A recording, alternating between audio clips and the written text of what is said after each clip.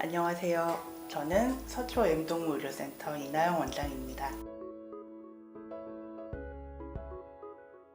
내추럴랩에서 새로 사료를 런칭하시면서 보호자님들이 사료에 대해서 좀 더 많이 알고 공부하실 수 있는 기회를 제공해 드릴 수 있는 이런 좋은 자리를 마련해 주셨어요. 사료에 대한 여러분들 많은 궁금증, 그리고 아이들한테 어떤 걸 먹여야 건강하게 오랫동안 갈 수 있을 것인가에 대해서 병원에 가장 많이 하시는 질문들 몇 가지를 뽑아서 한번 같이 살펴보도록 하겠습니다. 첫 번째 병원에서 가장 많이 하시는 질문은 바로 사료를 먹이는 게 좋을까? 아니면 생식을 먹이는 게 좋을까? 하는 질문을 정말 많이 주세요. 가장 많이 받는 질문 중에 하나인 것 같아요. 개인적으로 저는 답변을 드리자면 생식보다 좋은 건 없다 라고 답변을 드릴 수가 있어요. 그러면 왜 병원에서 사료를 판매하고 생식은 별로 안 권해드리는 걸까? 라고 하면 생식에 있어서 가장 첫 번째 문제는 뭐냐 하면 위생적인 문제를 100% 컨트롤 하실 수가 절대 없다는 거예요. 그런 얘기가 있죠. 인류가 생명이 연장되게 된 가장 커다란 데에는 날것인 음식을 익혀먹기 시작한 걸로부터 시작했다는 얘기가 있어요.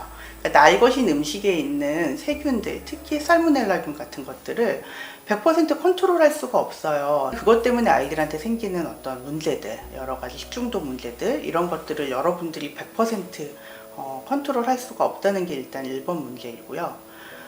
두 번째로 가장 커다란 문제는 뭐냐면 생식으로 식단을 만들 경우에 얘네들한테 필요한 그 전반적인 단백질과 탄수화물, 지방에 대한 성분은 맞출 수가 있는데 꼭 필요한 미네랄이라던가 비타민에 대한 것들을 우리가 정확하게 맞추는 게 거의 불가능하다는 거예요. 얘네들은 너무너무 작은 단위로 들어가기 때문에 그걸 우리가 똑바로 맞춰줄 수가 없어요.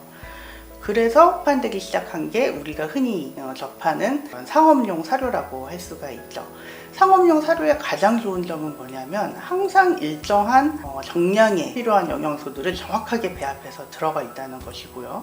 이걸 오랫동안 보관하기 쉽도록 건조시켜 놓았거나 혹은 캔에 담아 놓았거나 했기 때문에 여러분들이 크게 신경 쓰지 않고 매번 급여하더라도 아이들이 가장 필요한 영양소는 모두 다 들어가 있다는 거예요. 그래서 저희가 많이 쓰는 건사료든 캔푸드든 이런 것들에 대한 필요성을 맞춰 놓은 것이죠. 근데 여러분들이 사실 저희한테 이걸 물어보는 가장 큰 이유는 뭐냐면 사료가 어쨌든 대량으로 공장에서 생산되는 거다 보니까 가끔씩 사고가 날 때가 있었죠. 곰팡이 독소라던가 멜라민 파동이라던가 이런 것들 때문에 사료에 대한 두려움들이 있으세요. 요즘에 그래서 박람회 같은 데 다녀오시면 저도 생전 처음 들어보는 새로운 사료 브랜드들을 막 가지고 오셔서 원장님 이건 어떨까요? 새로 나온 이런 게 있대요. 이건 뭐 완전 어떤 거래요? 라고 막 물어보시거든요.